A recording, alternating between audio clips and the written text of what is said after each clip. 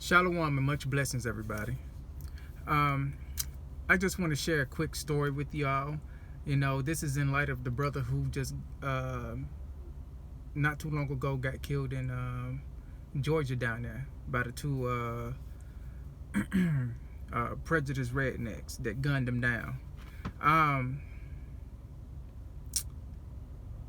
it was a similar situation that almost happened to me probably maybe about 3 weeks ago. It's been at least 3 weeks now.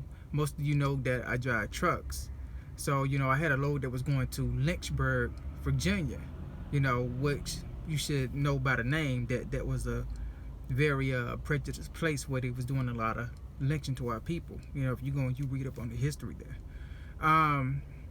After I delivered my load in Lynchburg, Virginia, I was parked behind a Walmart.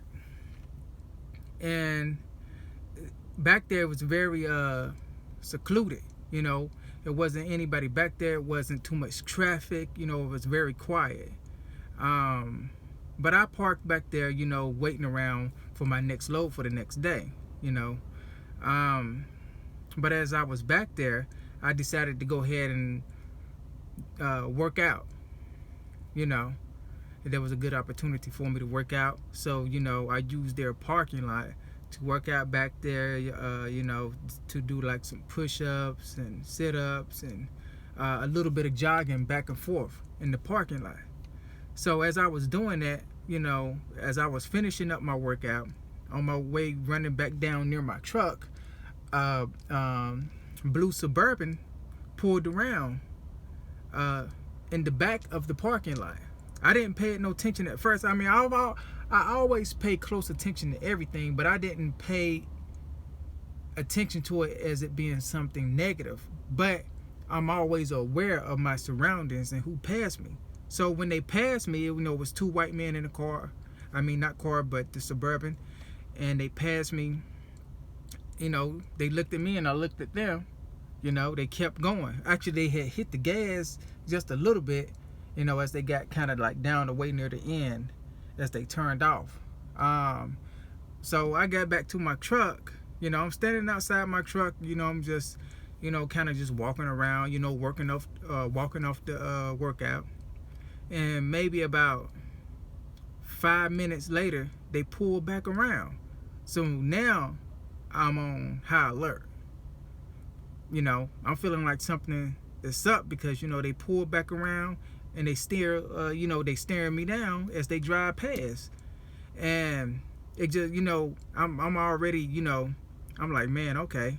So it's like that, with me, I ain't taking no chances. When I react, I'm gonna react like that, So I was like, I got to thinking, if they pull back around here one more time, I'm gonna have my gun ready, and I'm gonna be, I'm gonna jump out my truck. I'm gonna have my gun in my hand, and I'm gonna just let some shots off, right?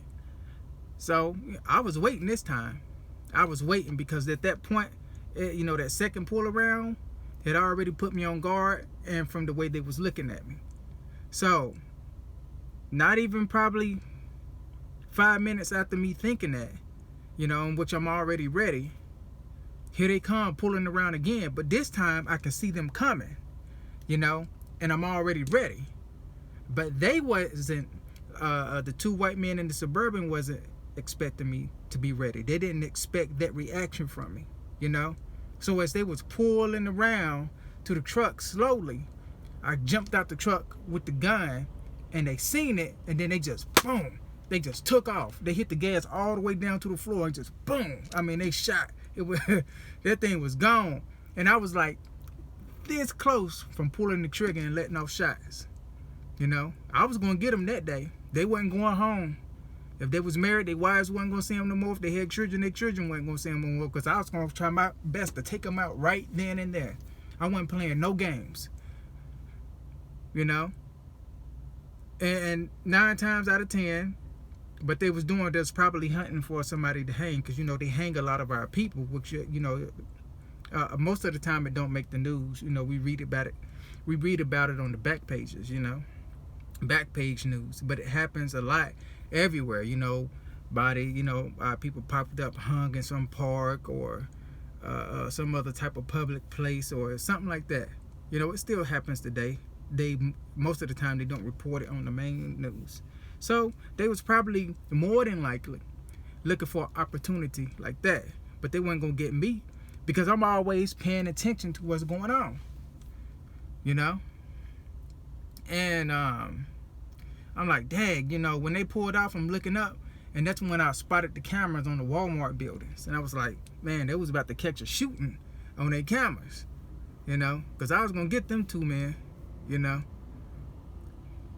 I was gonna get them, and I got back in my truck, and I was like, I don't know if they're gonna pull around a fourth time or not. But then, that's by that time, the Holy Spirit, the Ruach, began to speak with me and was like, you acted like a lion, Ugo.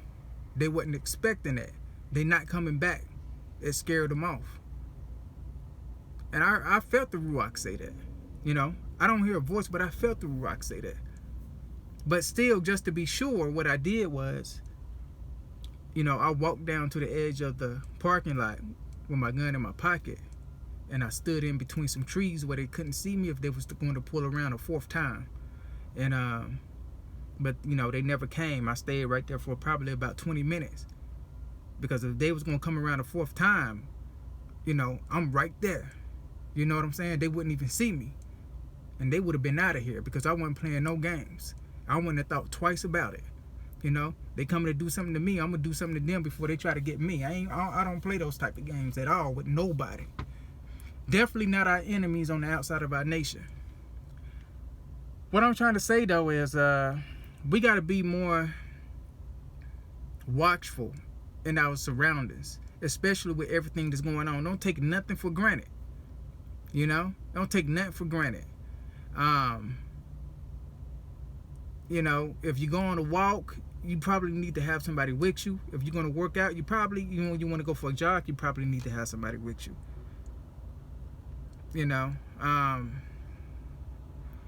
I would say even if you live in a predominantly white neighborhood or even a mixed neighborhood, I probably wouldn't even recommend you even going for a jog or any type of workout or walk around there. Anyway, you just gotta be on guard for everything nowadays, because this is kind of like a guerrilla warfare. These tactics that they're pulling. So you got to be ready at all times, and you can't be ready to do what you need to do in a situation like that. You might be by yourself, you might be with some friends, you might be with your family. You might have to protect your family, and you can't let these people get you in a mind frame that is wrong for you to protect yourself, your family, or your people. Even your people when it's the right circumstances. Not if they out there and they doing something wicked themselves that put them in that circumstance. But I'm talking about an innocent circumstance, and what's going on, and they basically being mistreated, and you might have to do something to your enemy on their behalf. You might have to look both ways like Moses and put them in the ditch. I'm just telling you, you can't be scared to do these things. I'm not saying go to war with anybody. We ain't got enough power to go to war with this nation. But as far as guerrilla warfare, you got every right, even by the Most High, to protect your family, to protect yourself, your family, or even your people in the right circumstances. Okay? I don't care what they say. I don't care. Don't let them try to beat that false narrative in your head that you can't do that. And don't be scared to get locked up. Matter of fact, don't even be scared to lose your life.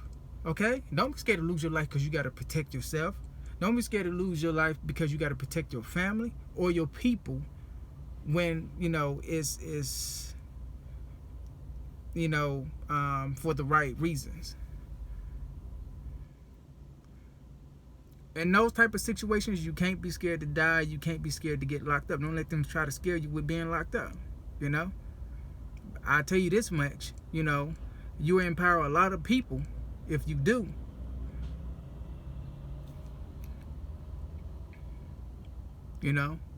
If you get locked up, you get locked up.